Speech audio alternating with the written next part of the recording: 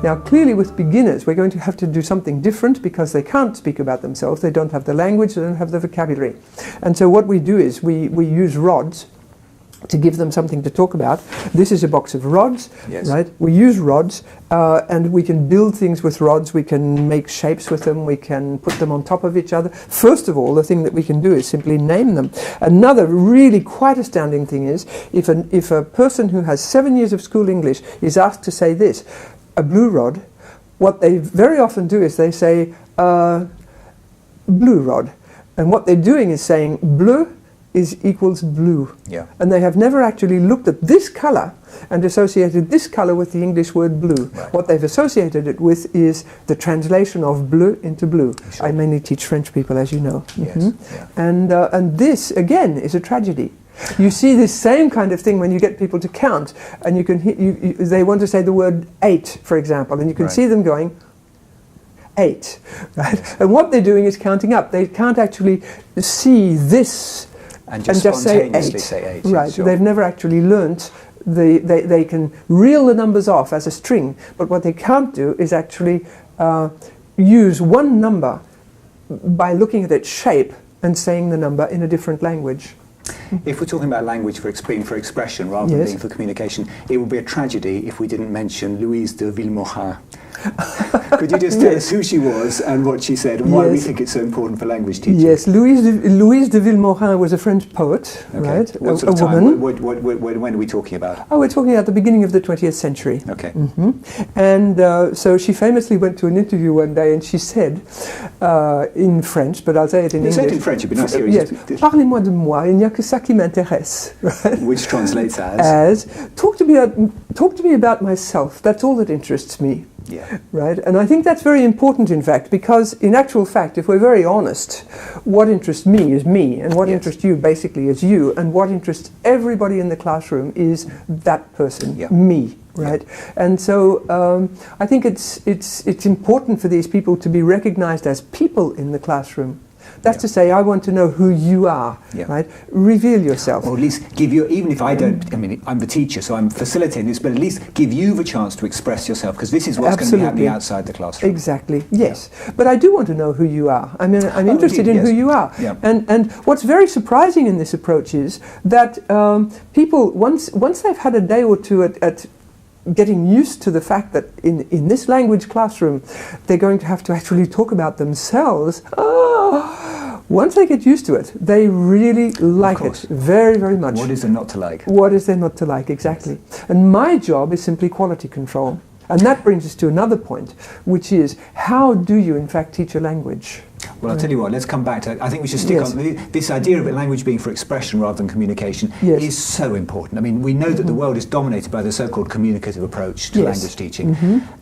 It's going to be a shock to anybody watching this to imagine that the world that a communicative approach could possibly be incorrect. Yes. So I think we should talk a little bit more about what this means. I must say, when I first heard Gattegno say that language was for expression rather than communication, I completely rejected the idea. It worked its way inside me for about 3 or 4 years until one day I was watching.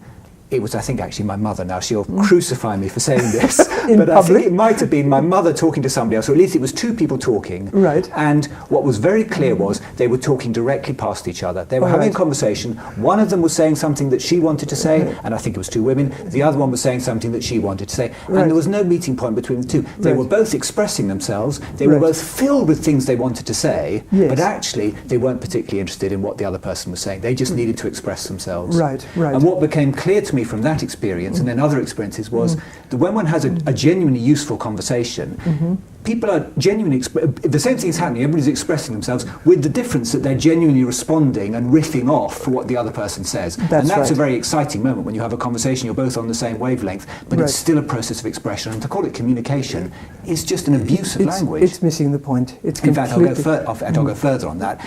It's a sort of it's scientific-y. in the sense that communication theory was evolved in the sort of 1950s, and I forget the names of the people in the States who developed it, and it sounds impressive. To talk about languages communication sounds like you're saying something useful and impressive and scientific, and yet it's just not true. Exactly. Yeah. Yes, this would entirely be my point of view. And as you say, training for the task means training people to talk about themselves. Right. Yes. Yeah. I was very aware of that. I went out to a meal once with one of my students and some other people from Australia. I was there to help if anything went wrong. Right. His level of English was really quite good.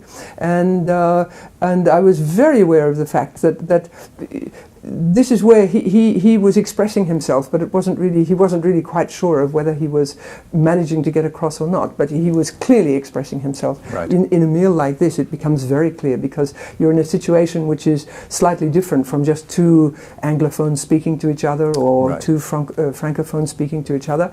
And when there's the possibility that communication mightn't be taking place, that's when you can see very clearly that we're in expression. Another situation. I once ran a workshop at an IATEFL conference where I was trying to get across this idea that language might be for expression rather than communication. And I got people to write down the names of, I think, their wife or their firstborn, their eldest child or whatever. Right. And I got them to read in a circle. I think I split the group up into two. Right. And I had a circle of people, and in one circle, or the first time round, people said the names of their particular loved one, whoever the loved one was. And then I got people to pass the bit of paper on so that people were just saying a name. A name of somebody who they didn't know at all.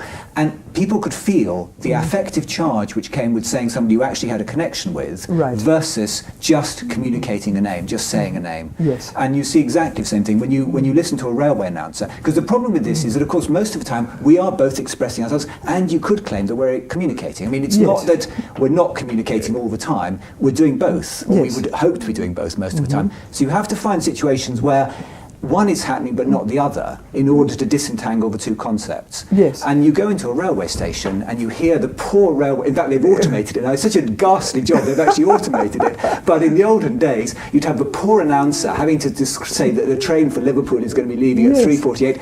It's pure communication, there's no expression, and what a ghastly way to spend the day. Who would want to spend their day doing that? Yes, actually he died. The person whose voice was on it died quite recently. Oh, really? Yes, Okay, and The Economist did an obituary on him. Oh, right, okay, fine. Okay. Yes. But that was the person who replaced all these real human beings with the recordings, presumably? Yes, he did all the railway announcements, he recorded all the railway announcements, and then when he died, I think they must have automated the process. Right. Yes, but yes, that is, as you say, that's communication, and there's no emotion to it at all. And it's not nobody comes to a language learning class in order to be able to just communicate. They want to be able to express themselves. Exactly, yes.